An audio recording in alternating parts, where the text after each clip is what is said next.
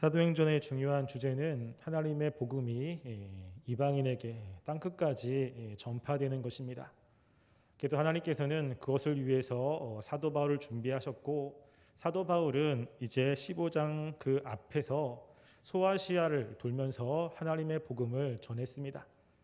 사도 바울이 곳곳마다 하나님의 능력이 일어났고, 그리고 그곳에 예수 믿는 사람들이 나타나게 됐습니다. 바울이 2년 동안 그 전도를 마치고 이제 파송한 안디옥 교회에 와서 그 하나님이 어떻게 역사했는지에 관해서 안디옥 교회 사람들과 함께 이야기를 나누었죠. 그렇게 하나님의 역사로 그 일어났던 사건들을 이야기하고 서로 그것을 기뻐하며 즐거워하는 그런 가운데 지금 15장 1절 말씀에 보면 어떤 사람들이 유대로부터 내려와서 형제들을 가르치고 있습니다. 지금 이 사람들은 지금 예루살렘에서 와서 그 안디옥 교회 사람들에게 이야기하기를 너희가 모세의 법대로 할례를 받지 아니하면 능히 구원을 받지 못하리라라고 명확하게 이야기를 했습니다. 그 전까지 이 안디옥 교회는 사도 바울과 바나바를 통해서 말씀을 들었고 그 예수 그리스도를 믿음으로 구원을 받는다라고 하는 명확한 진리 가운데 행복하게 그리고 교제하며 잘 지내고 있었습니다. 근데 여기서 이제 문제가 되기 시작한 것입니다. 그 유대로부터 온 사람들이 와서 지금 안디옥 교회가 믿고 있는 그 진리는 잘못됐다라고 이야기를 하고 그들이 할례를 받지 않으면 구원을 받을 수 없다라고 명확하게 이야기를 했기 때문이 그렇습니다. 안디옥 교회는 이것 때문에 굉장한 혼란에 빠졌습니다. 그래서 이 문제로 사도 바울과 유대로부터 온 사람들이 서로 분쟁하며 서로 다투며 있는데 안디옥 교회 사람들이 이 문제를 가지고 예루살렘 교회에 가서 이 문제를 해결하자라고 이야기합니다. 어떻게 보면 사도 바울은 굉장히 자존심이 상할 수 있습니다. 왜냐하면 이 안디옥 교회는 바나바와 함께 사도 바울이 함께 세웠던 교회입니다. 그리고 사도 바울로부터 많이 양육받은 사람이 있었고 성교의 그 뒤에서 물심양면으로 후원했던 교회고 누구보다 바울과 함께 했던 교회이기 때문에 이 교회가 그 바울과 이 사람들을 예루살렘으로 보냈을 때 굉장히 자존심이 상할 수도 있습니다. 내가 너희들에게 한 것이 무언데 내가 어떻게 너희들한테 가르쳤는데 이러한 섭섭한 마음을 가질 수도 있습니다. 그런데 지금 여기 있는 바울인 그런 마음을 갖지 않고 예루살렘으로 갑니다. 그리고 예루살렘에 있었던 그 사도들과 함께 이 문제를 가지고 다시 한번 이야기를 하죠. 근데 예루살렘에서도 똑같이 할례를 받지 않으면 구원을 받을 수 없다는 사람들이 생겼습니다. 그래서 그곳에서도 심각하게 이 문제를 가지고 서로 이야기를 하죠. 그리고 지금 6절부터 보면 이제 바울이 그 문제를 정리를 하고 그리고 마지막에 예루살렘 회의를 통해서 이방인들에게 예수님을 믿으면 구원을 받는데 그들이 유대인들이 그동안 전통적으로 가지고 왔던 그리고 피나 음행이나 이런 것들을 좀 자제하게 만들자라고 하는 것으로 결론을 내려서 하나님께서는 중요한 진리를 지키고 있습니다. 우리가 신앙생활할 때 정말로 중요한 진리들이 있습니다. 그 진리들이 변질이 되거나 그 진리들이 바뀌면 우리 신앙에 굉장한 문제가 되는 일들이 벌어지게 됩니다. 그래서 우리가 신앙생활할 때 꼭 우리가 지켜야 되는 그러한 본질들이 분명히 있습니다. 그 중에 하나가 이제 여기 있는 예수 그리스도를 믿음으로 구원을 받는다는 것입니다.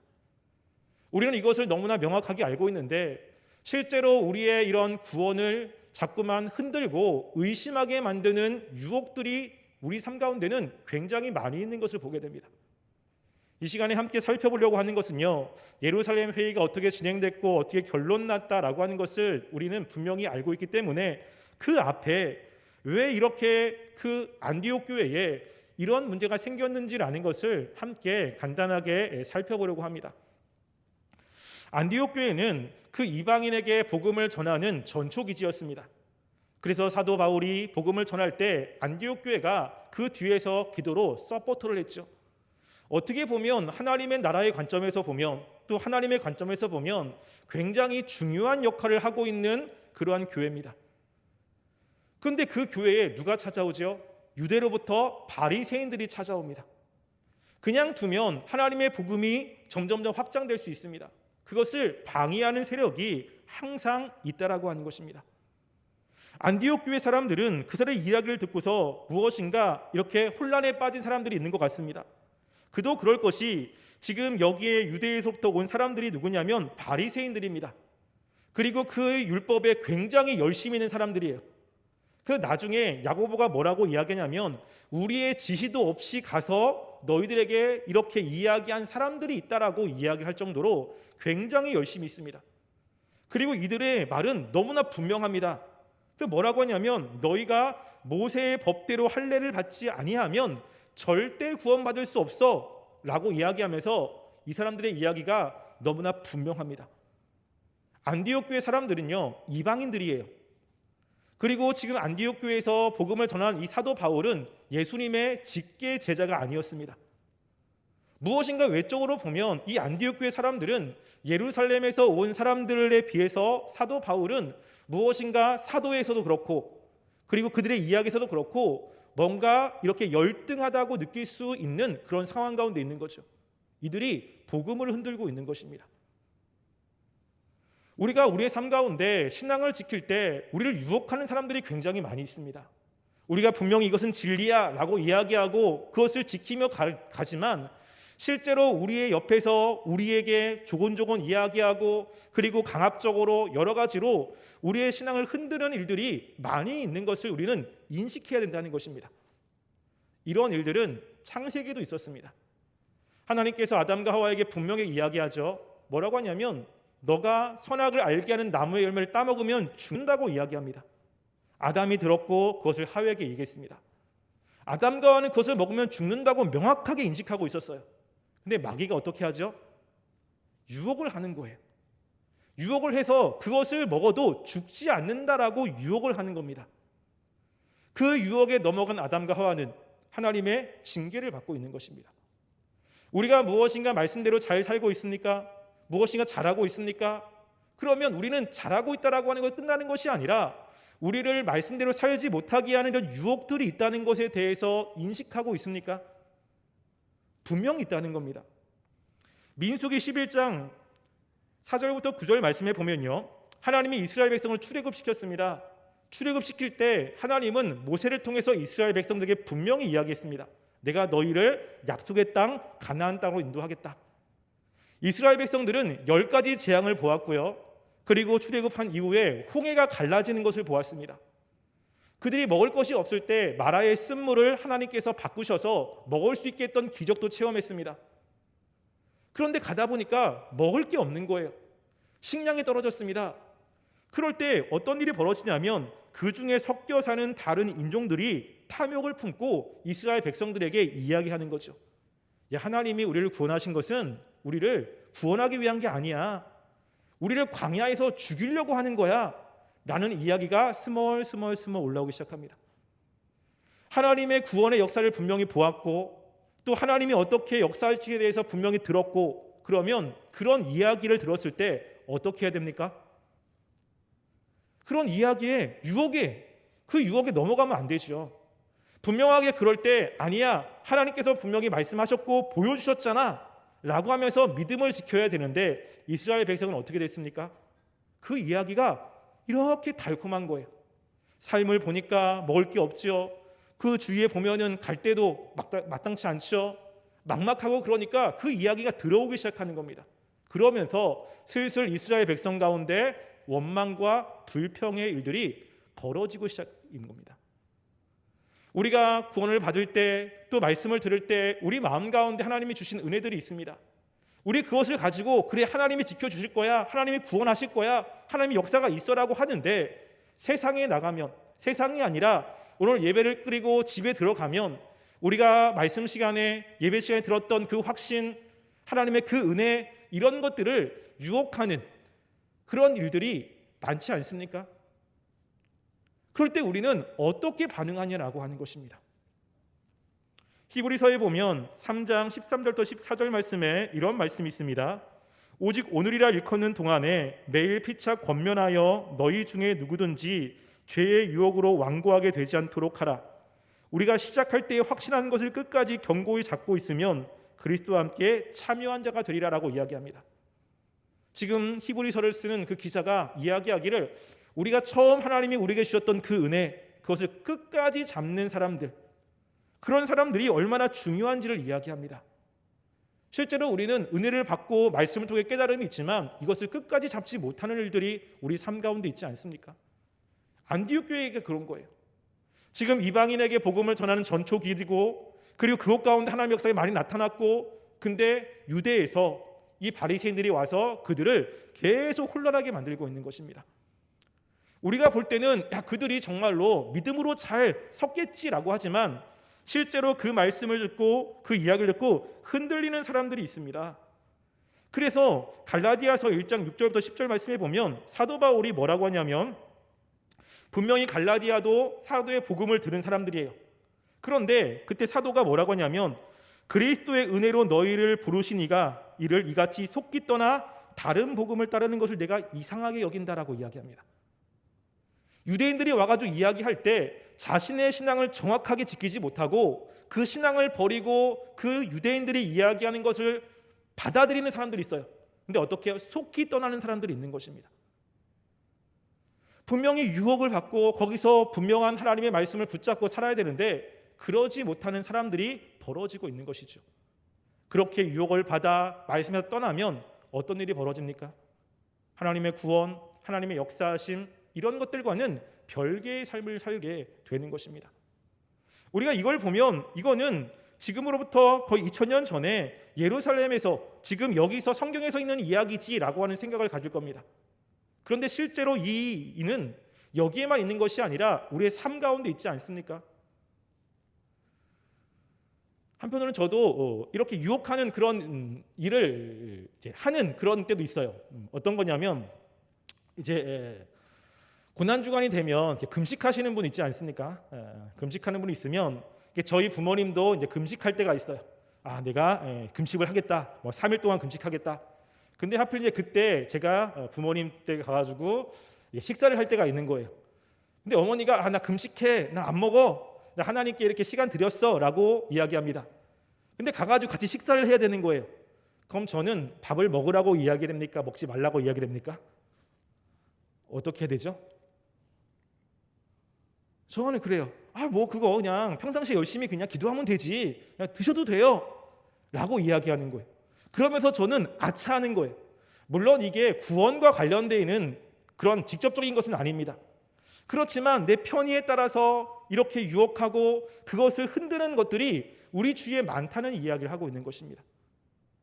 우리는 신앙을 지킬 때 정말로 중요한 것 중에 하나는 무엇이냐면요, 우리가 정말로 중요하게 여기고 중요하게 생각하는 그런 진리를 붙잡을 때 유혹이 늘 있다는 것을 인식하고 그 유혹을 우리가 인식하고 있느냐라고 하는 것입니다. 사도 바울은 그런 사람들이 왔을 때 어떻게 하냐면 다툼과 변론이 일어났습니다. 사도 바울이 이 뒤에 에베소서에서 하는 이야기인데 어떤 말씀이 있냐면요, 에베소 4장 26절부터 27절에 보면 분을 내어도 죄를 짓지 말며 해가 지도록 분을 품지 말고 마귀에게 틈을 주지 말라고 이야기하면서 화를 내지 말라고 이야기해요. 그리고 고린도전서에 보면 무례히 행하지 아니하며 자기의 유익을 구하지 아니하며 성내지 말라고 이야기합니다. 근데 지금 여기 있는 사도 바울이 하고 있는 그 다툼과 변론이라는 것은요, 굉장히 격렬하게 사도 바울이 화가 난 거예요. 평소에는 화내지 말고 사랑으로 서로 용납하라라고 이야기했던 사도 바울이 지금 이 진리 앞에서는 어떻게 하죠? 지금 이것과 치열하게 싸웁니다. 오늘 말씀 가운데 다툼과 변론이 일어났다라고 했을 때 그 앞에 적지 아니하니라는 단어가 있죠. 이게 짧은 기간이 아니에요. 굉장히 오랫동안에 이 다투고 변론하고 싸우고 하는 일들을 사도 바울이 계속했던 것입니다.